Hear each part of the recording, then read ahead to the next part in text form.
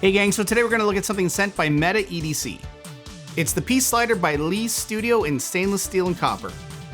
It's currently on for $169.95, and if you use the code FidgetFix, you get 10% off. Okay, so I'm not really sure on this one yet because there's some stuff in it that's actually pretty interesting. The internals are really interesting, but I don't know if I like the mechanics or not. The feel is, I think is going to appeal to a specific type of fidgeter. So there's something kind of interesting in this. This is one of the first times I've seen this type of internal. We're gonna wait though until we get to the review, but let's not wait too long. Let's just go straight to it. It's the Peace Slider by Lee Studio. Let's go.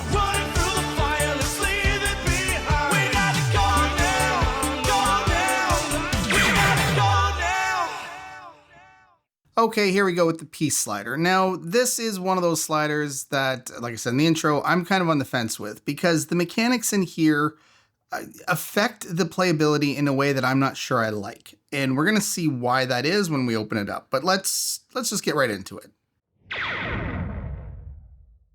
Okay, playability. Well, I mean, this is a slider.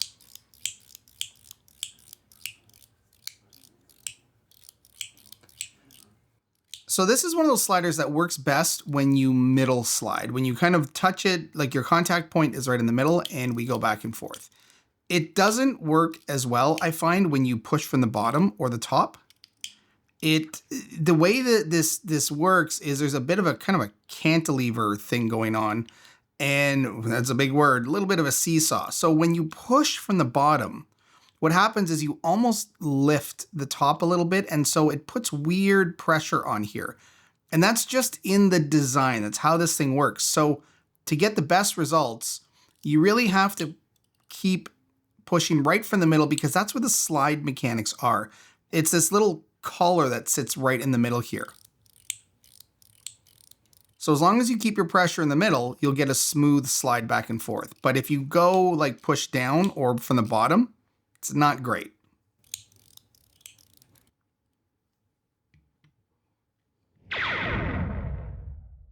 Sound. Well, sound has two versions, and we'll see because we can change the internals on this to modify the sound. So right now I'm using a kind of a peak, I think it's peak wishbone, we'll call it. I'm going to call it a wishbone. It kind of reminds me of a wishbone. These little plates, and you'll understand why after, but this is the sound I currently have.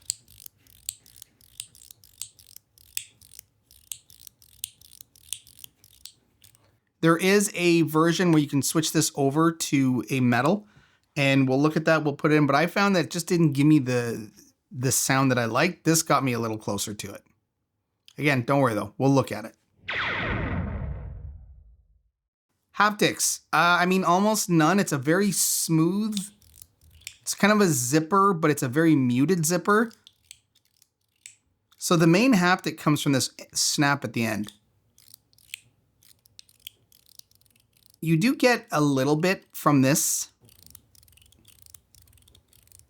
There's a little bit of a vibration that runs through your hand here, but again, it's not very strong. It's not a strong haptic slider.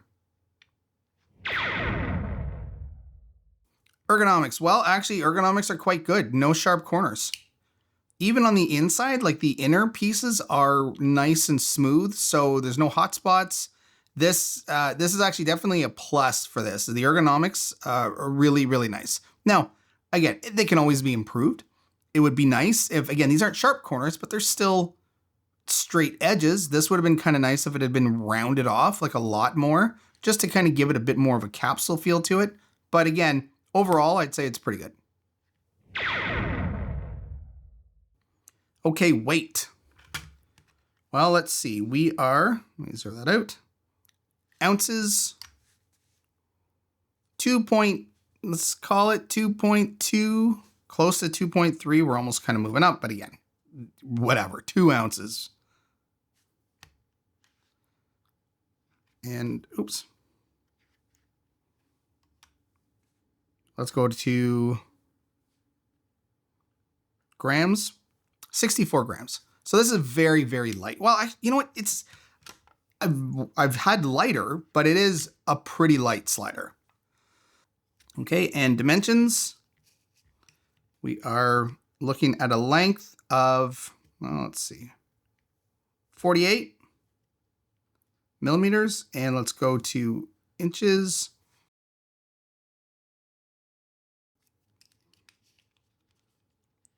Width about 0.8 and 19, let's call it 20 millimeters. Probably going to be pretty close. No, and then 10 and a half, let's say, and 0.4.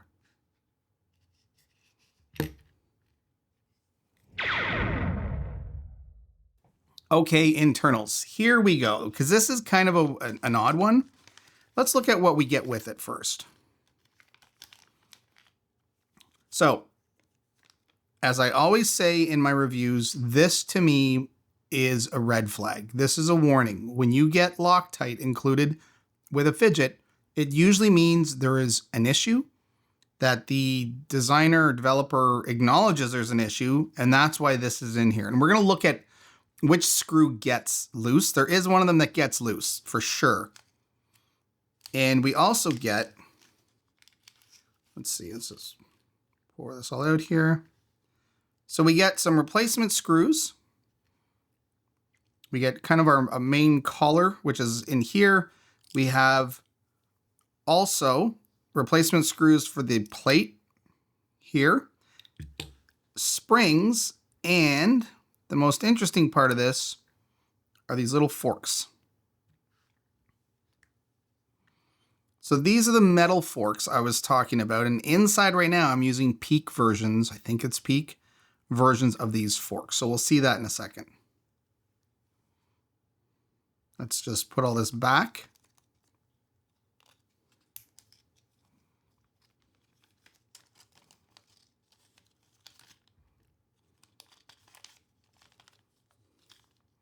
These are, again, it's always good.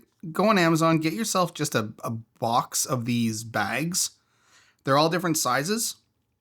And I take things out of the box. I don't keep boxes. I don't have room. I mean, with the amount of fidgets I get, I'd have no space. So I usually ditch the box right away. Then I empty everything out and I put it into these little bags. So much easier. All right, so let's look at the mechanics. Oh, the other thing you get are these two tools. I forgot that. So we are going to use, well, I'm not even going to attach this to a bit, like to a handle. This is easy enough. So we're just going to take these off. There are no screws on the other side, so only on the one side.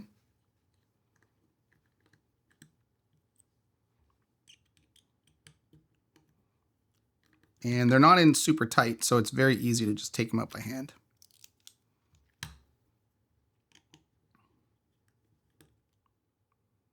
Now, this may seem obvious for a lot of you, but for some people who are just getting into this, if I take the screws out this way and I know this is a plate here, don't pull it up. Don't ever pull it up. You don't know what's under there. And a lot of times what happens is you'll pull up and springs and balls will just fly out. So instead, turn it over and then lift that plate off carefully. All right, so what do we have here? Well, we have a very interesting mechanism. I have not seen this before. So inside, we have these levers. And we have springs pushing down on the levers. And as I move, remember this plate's normally attached, as I drag back and forth, you can see the levers bouncing up and down.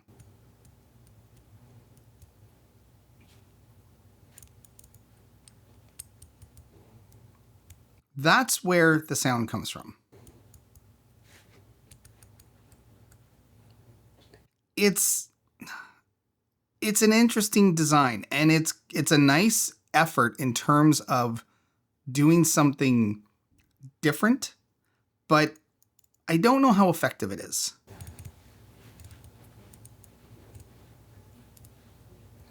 So the spring is pushing up and down on this, again, I just call it like a wishbone.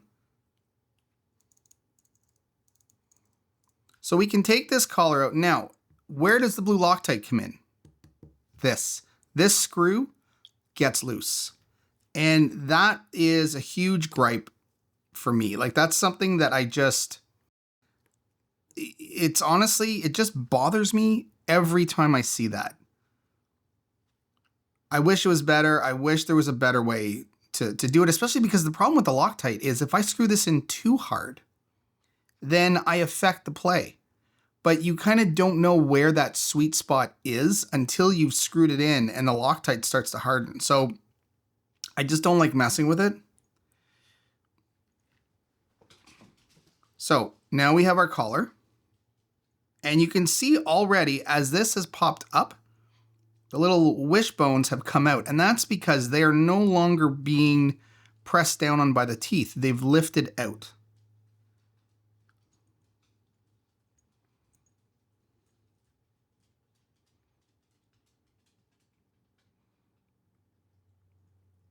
So I have a screw.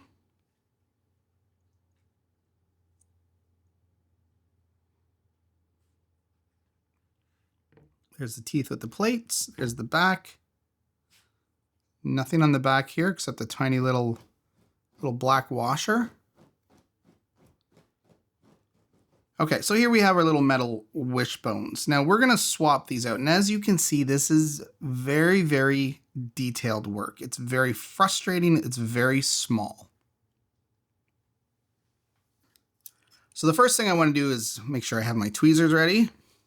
And I have a pretty good set of precision tweezers by Civivi. These guys are pretty wild. I barely use them, but they're just, I don't know, there's just something pretty cool about them. But like super, super fine tip. All right.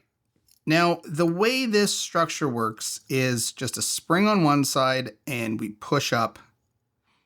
So let's look at, now as we pull this side out, this spring is going to want to go. So we just have to be very careful. There it is.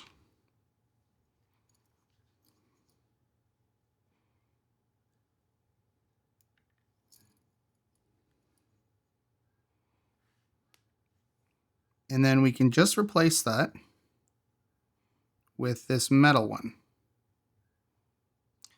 So there is an order to these because we have these little springs that go through this little plate. So the spring goes in and it's pushing back and forth between each of these bars. Now the original version of this, there's another version of this that didn't have this little hole. And I guess it's like a little guide for the springs to sit in, and it was just kind of loose. In this case, we do have this set up here. It does get very, very tricky though. So again, I would recommend you never take this apart because it's not fun. Let's see if I can get, right? So you can see through this one little hole. I don't know if you can see very well, but that hole goes all the way through. So what I'm going to do is remove the metal plates on both sides, or remove these little peak wishbones and replace them with this. I don't even know if that's metal. I think it is. But anyways, I'm going to replace it and then we will switch them out. Okay. So the way we have to do this, if you see the shape here, one side has a little pointy edge to it.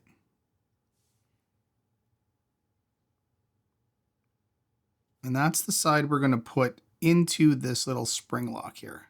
And that keeps it in place. Now, the challenge with this is we can't put the wishbone on first. Okay, so first what we have to do is load up our springs. And this whole process is really messy. Things can go wrong. You can get very frustrated. You can say, why did I make this life choice?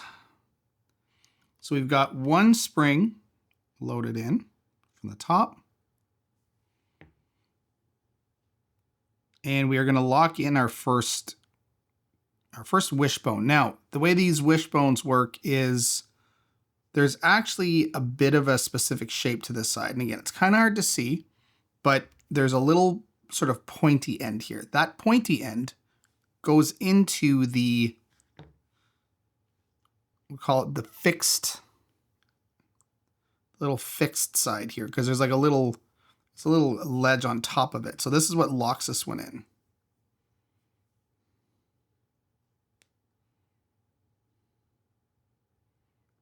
All right, so we know our spring's in here. Take our little fixed side, put it in, and now we're resting on top of the spring. So where this gets very tricky is when we do it to the opposite side. And you can see even here, the spring just comes right out.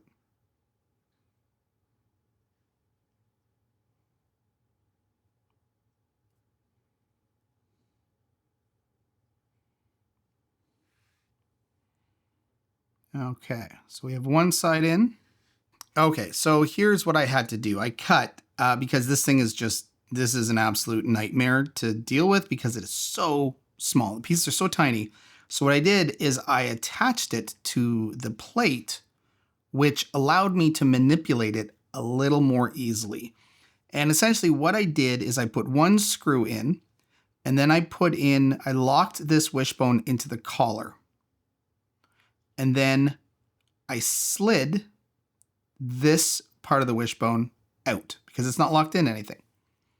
Then I put this wishbone in, dropped the spring down, slid this one over top of it, took this wishbone collar, moved it, like rotated it outwards a little bit so that I could get that spring in, and then carefully folded it back in. This is, I mean, they encourage you to take it apart by giving you different metals, different types of wishbone plates, but honestly, I would just live with what you've got, because what's going to happen is you're going to take this apart, you're going to get so frustrated putting it back together that you're never going to put it back together. And then instead of having something that probably sounded okay with maybe with a tweak, you're going to end up with nothing. So I don't know. This chips with the metal. We're going to hear that in a second. It's up to you. If you're comfortable taking these things apart, go ahead. But honestly, I'll never take this one apart again. So now I have to remove it from the plate. And this is going to make me nervous because who knows what could go wrong.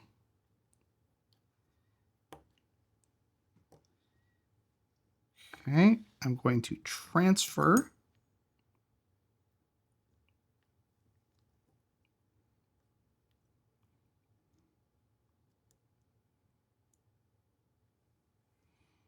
Okay, so I've got it here, and I'm going to very carefully push my arms in.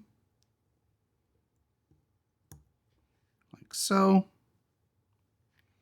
I'm going to attach it. Now, don't play with it yet, because these can still pop out. Make sure you get your lid back on.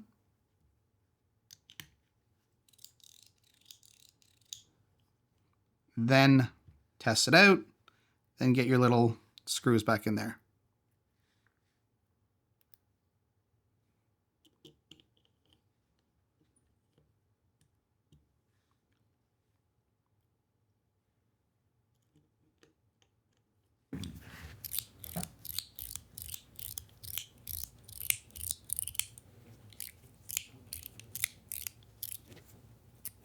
It's about the same. It's maybe a little snappier. I have to say, the one thing I don't understand is what this thicker spring is for. I can't figure it out. I mean, maybe you're supposed to put it on this post when you screw it down, like the inner collar, but it didn't come with one. So I'm really not sure why it's there at all. Maybe it was in there by mistake. Maybe I'm missing something. If you know, please let me know in the comments.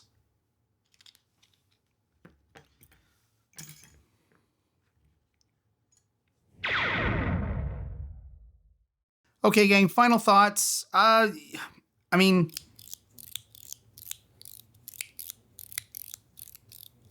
for the price, I'm not sure. It's stainless steel and brass, which is kind of cool, but the mechanism itself is, I'm not crazy about it. Again, this is not for me. The feel of it's not for me. The inner mechanic designs of this is absolutely not for me, but this might very easily appeal to somebody else. And if it does, go for it. This is just not one for me. All right, gang. Thanks for watching.